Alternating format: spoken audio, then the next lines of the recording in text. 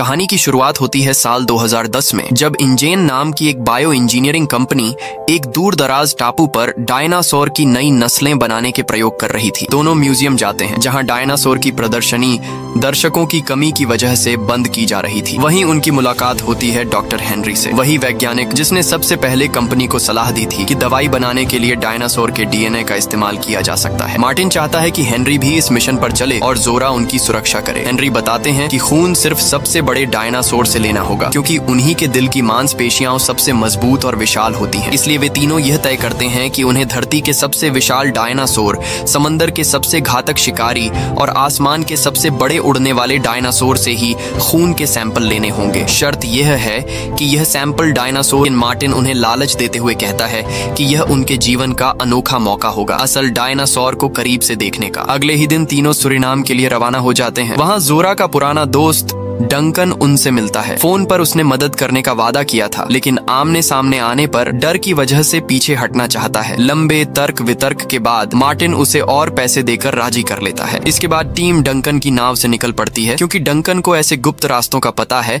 जहां से सरकार की नजर उन पर नहीं पड़ सकती। यात्रा के दौरान वे नक्शा देखते हैं और हेनरी उन्हें अपने खास तीर दिखाते हैं। हेनरी समझाते हैं कि ये तीर डायनासोर की मोटी खाल को भी आसानी से छेद सकते हैं। शर्त सिर्फ इतनी है कि इन्हें कम से कम 10 फीट की दूरी से चलाना होगा। ये तीर खुद ही खून का सैंपल खींच लेते हैं और फिर अपने आप बाहर निकल आते हैं, लेकिन हर तीर का इस्तेमाल सिर्फ एक बार किया जा सकता है। दूसरी ओर समुद्र में रूबेन अपनी बेटियों इसाबेला, टेरेसा और टेरेसा के बॉयफ्रेंड जेवियर के साथ नाव में सफर कर रहा होता है। तभी उन्हें पानी में कोई अजीब सा जीव पास तैरता दिखाई देता है। शुरुआत में उन्हें लगता है कि यह कोई डॉल्फिन है, लेकिन उसके पंख बिल्कुल अलग दिखाई देते हैं। अचानक वह रहस्यमयी जीव नाव से टकराता है और फिर तेजी से दूर चला जाता है। रूबेन नीचे उतरकर नाव की जांच करता है और राहत की सांस लेता है कि कोई नुकसान नहीं हुआ, लेकिन तभी वही जीव फिर से सामने आता है और साफ हो जाता है कि यह कोई साधारण मछली नहीं, सुरक्षित ऊपर ले आता है। अगली सुबह हेनरी की टीम रेडियो पर इस परिवार का मदद संदेश सुनकर जाग जाती है। मार्टिन और सिक्योरिटी चीफ बॉबी इसे नजरअंदाज करना चाहते हैं, लेकिन जोरा मानती है कि उन्हें हर हाल में मदद करनी चाहिए। डंकन भी जोरा की बात से सहमत हो जाता है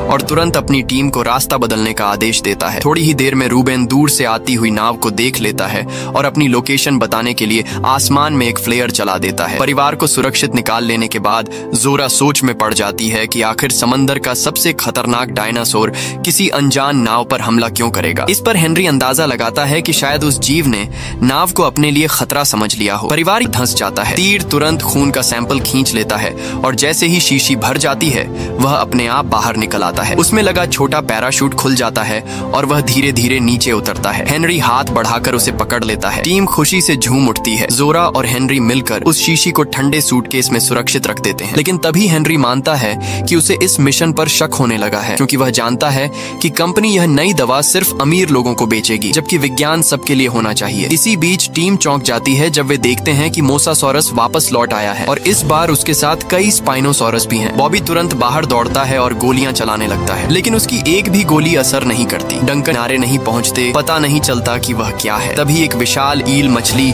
बाहर कूदकर उन्हें चौंका देती है, लेकिन वह हमला नहीं करती और चली जाती है। यात्रा जारी रहती है और नदी किनारे रुककर पानी पीते समय मार्टिन को कुछ सैन्य आईडी टैग्स मिलते हैं। मार्टिन पानी पीते समय अपने हाथ पर खून टपकता देखता है। ऊपर देखने पर उसे पेड़ के ऊपर फंसा हुआ एक पुराना हेलीकॉप्टर दिखाई देता है। उसके अंदर मरा हुआ पायलट एक बंदूक पकड़े होता है। मार्टिन एक डंडी से वह बंदूक नीचे गिरा लेता है और चुपचाप अपने पास रख लेता है। उधर जेवियर को टेरेसा मिल जाती है। थोड़ी देर में रूबेन और इसाबेला भी वहाँ पहुँचते हैं। चारों तैरकर एक गुफा के रास्ते द्वीप पर पहुंच जाते हैं। उन्हें वहां की खूबसूरत जगह और इंजन लैब्स की छोड़ी हुई पाइपलाइन मिलती है। रूबेन को याद आता है कि टीम ने इस इलाके में इमारतों का जिक्र किया था, तो वे पाइप का पीछा करने लगते हैं। थोड़ी देर बाद इसाबेला को पौधे के पीछे एक छोटा एक्वालॉप्स दिखाई देता है। रूबेन बताता है कि यह शाकाहारी है, लेकिन टेरेसा फिर भी उसे डरा देती है। जेवियर एक पौधा गिराने की कोशिश करता है, तभी पास से डायनासोर की दहाड़ सुनाई देती है, जिससे उन्हें रास्ता बदलना पड़ता है। रात होने पर वे आग जलाकर आराम करते हैं। जेवियर पेशाब करने के लिए जाता है, तभी इसाबेला जागकर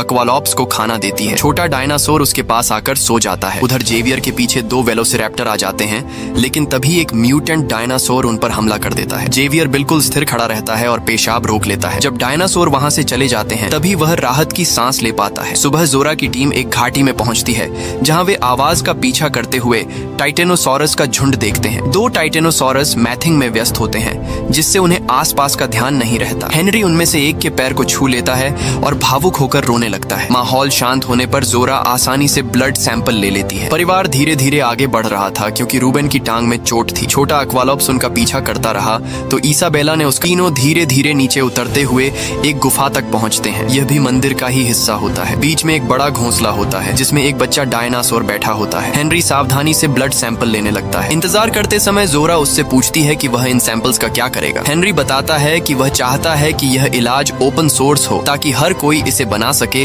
और लाखों लोगों की जान बच सके। चट्टान के किनारे लेक्लर्क रस्सियां सुरक्षित कर रहा होता है। तभी विशाल क्वेटज़लकोएटलस वापस अपने घोंसले में लौट आता है। वह बाकी लोगों को चेतावनी देता है और सब स्तंभों के पीछे छिप जाते हैं, मगर डायनासोर हमला कर देता है। हेनरी फंस जाता है तो जोरा उसका ध्यान अपनी ओर खींच लेती है ताकि हेनरी सैंपल निकाल सके, मगर डायनासोर जोरदार लात मारता है और शीशी घोंसले के नीचे फंस जाती है। लेक्लर्क हिम्मत करके एक औजार डायनासोर के सिर पर फेंकता है जिससे वह पीछे हटता है। वह मदद के लिए चिल्लाता है तो ऊपर से डंकन और मार्टिन रस्सी खींचना शुरू करते हैं। डायनासोर अब उसके पीछे चला जाता है और इसी बीच हेनरी झपट कर शीशी उठा लेता है, लेकिन डायनासोर गलती से उसकी रस्सी भी खींच लेता है जिससे हेनरी मंदिर से बाहर फिसलकर चट्टान के किनारे लटक जाता है। जोरा भी उसके साथ खिंच जाती है, मगर वह अपने पैरों से चट्टान पर पकड़ बनाकर रस्सी थाम लेती है ताकि हेनरी ऊपर चढ़ सके। संघर्ष में शीशी नीचे गिर जाती है। जोपर डंकन और मार्टिन रस्सी खींचते रहते हैं। तभी वे अचानक सहम जाते हैं। उनके सामने क्वेटज़लकोएटलस प्रकट होता है जिसके मुंह में लेक्लर्क का शव दबा हुआ होता है। जब डायनासोर लेक्लर्क को निगल लेता है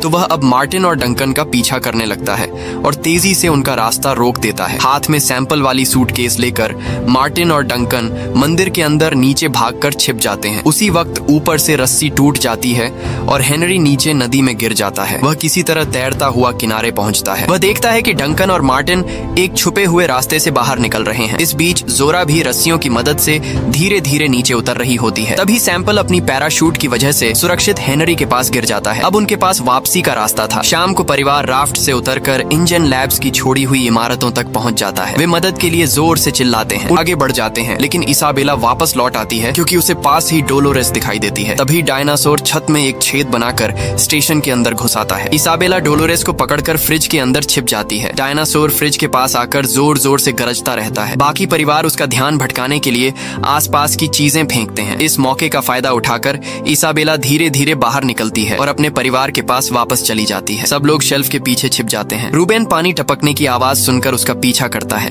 और एक छुपा हुआ दरवाजा ढूंढ लेता है। जब डायनासोर उनकी जगह तक पहुंचता है तब तक परिवार पहले ही सुरंग में गायब हो चुका होता है। दूसरा म्यूटेंट डायनासोर हेनरी और डंकन का पीछा करता है। वे दौड़कर एक पुरानी लैब में घुस जाते हैं और दरवाजा बंद कर उसे रोक लेते हैं। हेन फेंक देता है। मार्टिन कोशिश करता है कि सैंपल उसके हाथ से न छूटे। उसकी बंदूक नीचे गिर जाती है जिसे जोरा उठा लेती है। इसी दौरान ऊपर आसमान में बचाव हेलीकॉप्टर आता है, लेकिन उसमें कोई नजर नहीं आता। घायल मार्टिन जीप में बैठकर वहां से भागने की कोशिश करता है, जबकि जोरा पास में छिप जाती है। डायनासोर उन्हें रोकने की कोशिश करता है, लेकिन जीप उसे जोर से टक्कर मारकर आगे बढ़ जाती है। इसके बाद डायनासोर परिवार की आवाजें सुनकर एक नाली का ढक्कन हटाता है और सुरंग के अंदर उतरने लगता है। जोरा ये सब देखती है और तुरंत उसके पीछे पीछे चल पड़ती है। इसी दौरान हेलीकॉप्टर वापसी की तैयारी करता है। हेनरी और डंकन सुरंग से बाहर निकलते हैं और हेनरी हेलीकॉप्टर का ध्यान आकर्षित करने के लिए एक फ्लेयर फेंकता है। हेलीकॉप्टर वापस मुड़ता है और नीचे उतरने की कोशिश करता है, लेकिन तभी एक म्यूटेड टी-रेक्स सामने आ जाता है जिसे डिस्टोरिस रेक्स डी-रेक्स कहा जाता है। वह हेलीकॉप्टर को अपने विशाल जबड़ों में दबोच लेता है और जोर से जमीन पर पटक देता है। उसी समय डंकन परिवार की आवाजें सुनता है और एक नाली का ढक्कन हटाकर हेनरी और अपने लिए बाहर निकलने का रास्ता बनाता है। अचानक जोरा वहां पहुंचती है और ठीक समय पर गोली चलाकर सुरंग के दूसरे छोर पर दिखने वाले डायनासोर को मार देती है। इसके बाद होने पर रूबेन देखता है कि इसाबेला के पास अब भी डोलोरेस मौजूद है। उधर जोरा और हेनरी आपस में बातचीत करते हैं और तय करते हैं कि वे सभी सैंपल्स सबके साथ साझा करेंगे ताकि यह ज्ञान और इलाज सब तक पहुंच सके। इसी भावनात्मक सीन के साथ फिल्म का अंत होता है।